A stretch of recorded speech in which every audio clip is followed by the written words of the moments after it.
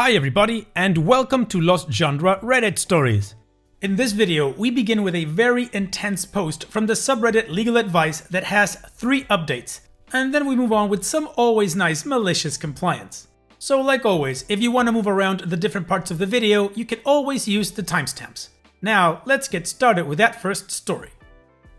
This post is from the subreddit Legal Advice, and it's by user Deleted.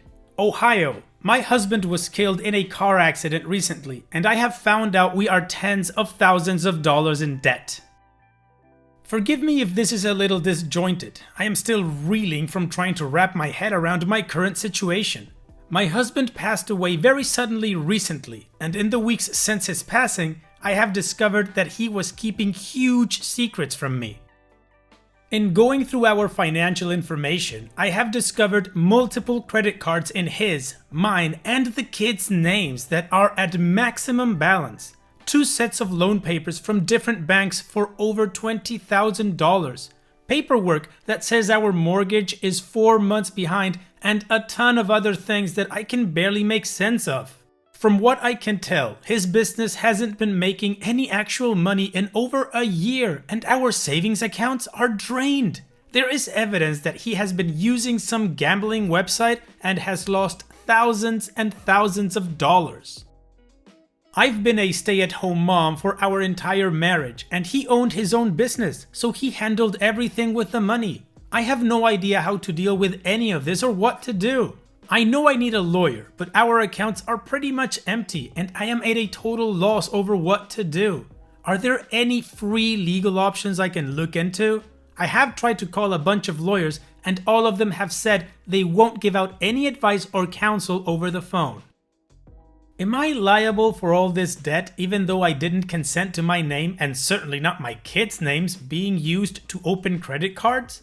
I feel like an idiot for being this uninformed, but I am completely unprepared to deal with this, and I am terrified we're going to lose our house and worse.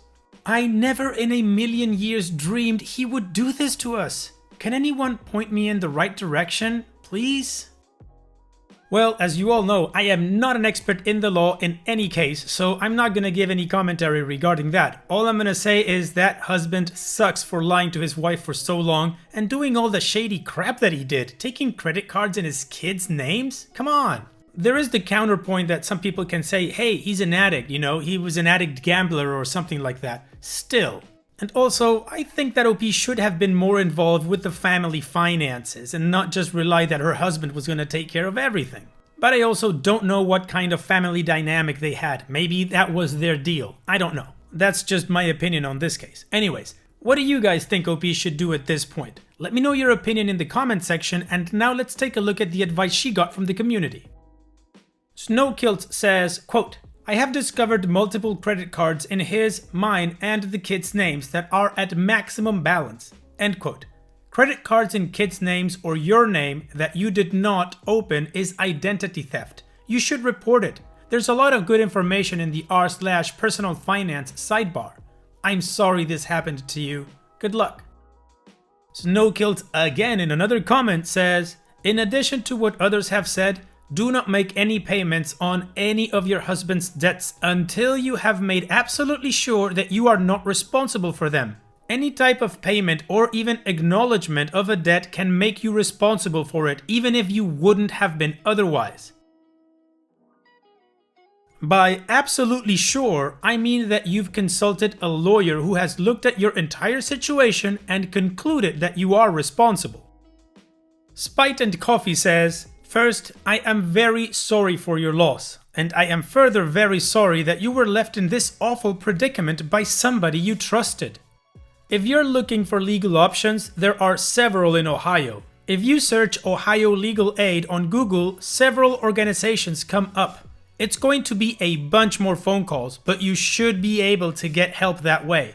Depending on your income, they'll either offer you aid or else they'll be able to refer you to an attorney.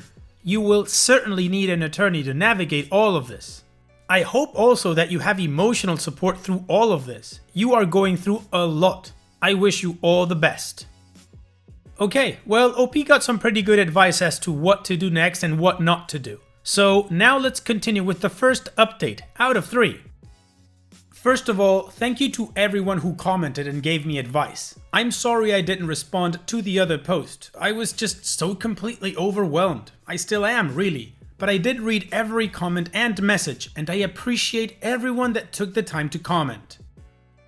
I was able to find some legal help, and we are working on sorting out the mess my family is in. Things were far worse than I even knew when I made my first post. Altogether, the debt that was accumulated is close to $500,000. At this point, I have no idea how much I am going to end up responsible for. The lawyer said it could take years to sort everything out. No matter what happens, we are going to be losing the house. I am working on finding us somewhere to stay before they actually foreclose so we don't get evicted, and have that on my record too. I want to try to answer some of the questions and advice people mentioned in the other post. I have 3 kids, so that is the one that I keep saying. The older 2 are from a previous relationship, but I have contacted Social Security to get benefits started for my youngest, thanks to the user who mentioned that. My husband's business was a computer tech repair company he ran by himself. He had a few people he would call in to help with larger jobs, but 95% of everything was him alone. The last year or so, it appears he wasn't doing any actual work and there was no money coming in. He took money from the business to cover what he took from our personal accounts, and then took out loans to cover the business, and pissed it all away on gambling and other illegal activities that have come to light over the past few weeks. Sorry to be so vague, it's just embarrassing and hard to talk about. To the people who said that maybe the crash was intentional, it is looking increasingly likely that it was. Nobody else was involved. His car went off the road and hit a tree. He had life insurance before, but he stopped paying the policy months ago. I am in contact with the police about the credit cards in our names and the other things that were discovered. All in all, things are looking really bleak at the moment, but I have faith that eventually it will work out. I have a few leads on jobs and have picked up a little temp work here and there the last few weeks so that we have something coming in. I have signed up for food stamps and Medicaid, so once that goes through, it will be a bit of help. I have applied for Ashtabula Metropolitan Housing Authority, AMHA, as well, but they said the waitlist can be a few years wait, so that is kind of a long shot. Someone has suggested asking family and friends for help or loans, and they absolutely would help me if they could, but none of them are in a financial position to be able to help. My sister will hopefully be able to let us stay with her temporarily until I can sort things out and get us back together. She is my only living family and has been my rock through all of this. So yeah, I guess that's it. Thank you all again for listening and helping. If anyone else has any more suggestions on trying to pick up the pieces that I haven't thought of, I would appreciate any advice. Wow, close to $500,000? That's a lot. Anyways, no commentary, let's just move on to the next update. First of all, sorting things out didn't take nearly as long as it thought it would. Things ended up being a lot more straightforward than they first appeared. I will be filing for bankruptcy, probably early next year. I've talked extensively with the lawyer and weighed my options, and that seems like the best way to move forward at this point. 90 to 95% of the debt should be discharged with bankruptcy, so that is a good thing, although it's bittersweet. We are losing the house, and we will be moving out in a few weeks. I am worried about the bankruptcy and credit issues with trying to rent an apartment. However, I am on the list for Portage Metropolitan Housing Authority, PMHA housing, and from what I've heard, the wait isn't long at all. We ended up not being able to count on staying with my sister for longer than about a week thanks to her jerky landlord, so I am trying to find something else in the meantime. I have a few options to look into. Honestly, I'm not that sad about the fact that we have to move out of the house. The old place is filled with tainted memories now, and I think it will be good to get a fresh start. I've been assured by the police and my lawyer that because of the criminal nature of opening the accounts in the kids' names, we should be able to get their credit cleared. That one might be a long road, but we'll get through that too. My applications for Medicaid and food stamps came through, so that is some definite stress off my shoulders. I made the girls and myself an appointment with a family counselor, which we will be going to next week. The lady at PMHA Housing was very reassuring and very sweet about my situation, and she made it sound like I was pretty much a shoo-in as soon as my place opened up.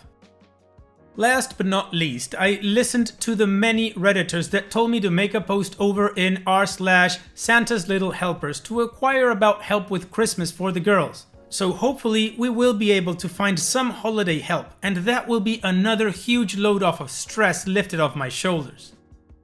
I want to thank everyone who messaged me and offered words of encouragement and support. I can't even begin to tell you how much it means to me to know that I'm not alone. I never imagined Reddit to be an empathetic and caring source of comfort, but it turns out that is exactly what it is. Thanks again, everyone. So it seems like things are starting to look a little less grim for OP, considering she might still have to pay between 10 and 5% of the debt, which is $25,000 to $50,000. And she's gonna have to put that battle to clear her kid's credit score, which, wow. But all in all, apparently the community has really been supporting OP and she appreciates that. So now let's move on to the final update and get a little bit of closure on this story. This has been a whirlwind few weeks. A lot of change, a lot of stress, and a lot of hard work. As difficult as all this has been and will still be to go through, I am feeling more positive than I have in months. The legal issues are being dealt with as best they can for the moment, and we are looking at filing bankruptcy early next year. It is scary to think about, but I do know it is our best option and things will work out in the end. We moved out of our house almost a week ago. It feels very bittersweet and the girls are having a difficult time, but I know they will adjust and I really do think a fresh start will be the best thing for us. The girls are in individual grief counseling and we began family therapy. I will be making an appointment for myself as well, something so many of you encouraged me to do. Some of my good news now. We were able to find a permanent place to live, with a very sweet landlord who is sympathetic to my situation and has previous experience with the welfare system, and has bent over backwards to help me through all of the red tape. We will be moving, again, into the new place at the end of this month. Hopefully that will be the last time we have to move for a very long time. My second huge piece of good news to update with is that I got a job! I am now working full-time in an office at a company that is owned by someone I met through my posts here. She contacted me after my last update and offered me a trial run with her company. I started this past Monday and so far so good. I am incredibly humbled and grateful to her for giving me a chance. That brings me to my third point and really the reason I am making this update. I wasn't sure what to expect when I first reached out for advice here. I just felt so overwhelmed with the situation, and I think I was just mostly wanting to not feel alone and to connect with and talk to people who had some understanding of what I was dealing with. The response I got from all of you has been astonishing. The advice, the stories of dealing with similar circumstances, the encouraging messages, the fact that you all literally saved Christmas for me and my kids, a new freaking job, and just the empathy and kindness you all have shown to me and my family is so far beyond anything I expected that I don't even know the words to express how grateful and humbled and loved it has made me feel. It is going to be a long, tough road, but I have total faith that things will be okay, and that is in large part due to the r/legal advice community. So in closing, I want to say thank you to every single person who reached out to me in any way, shape or form. Thank you for lifting us up and helping us through this. You guys have saved me in a million different ways and I will always be grateful. I hope you all have the merriest Christmas ever. Wow, considering the initial situation of OP still sucks because it does, not knowing the secrets that the husband kept.